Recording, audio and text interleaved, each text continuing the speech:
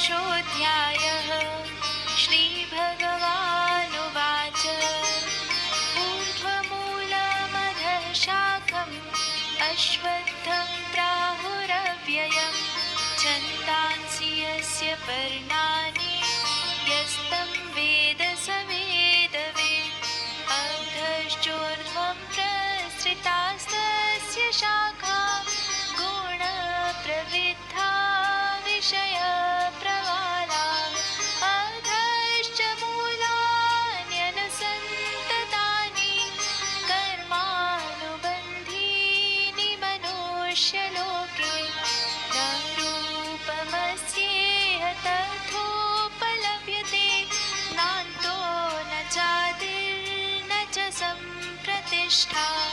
अश्वत्थमेनं सुविरूढमूलम् असङ्गशस्त्रेण दृढेन चित्वा ततः पदं तत्परिमार्गितव्यं यस्मिन् गता न निवर्तन्ति भूयः। तमेव चाद्यं पुरुषं प्रपद्ये यतः प्रवृत्ति प्रसृता पुराणी। निर्मानमोहाजितसङ्गदोषा अध्यात्मनित्या विनिवृत्तकामा।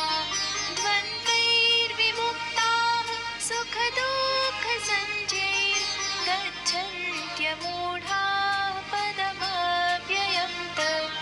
न तद्भासयते सूर्यो न शशाङ्को न पावकः यद्गत्वा न निवर्तन्ते तद्धाम परमं मम। ममैवांशो जीवलोके जीवभूतः सनातनः। मनः षष्ठानीन्द्रियाणि प्रकृतिस्थानि कर्षति।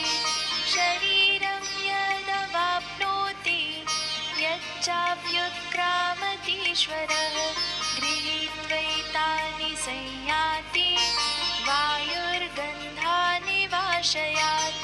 श्रोत्रं चक्षुस्पर्शनं च रसनं घ्राणमेव च अधिष्ठाय मनश्चायं विषयान्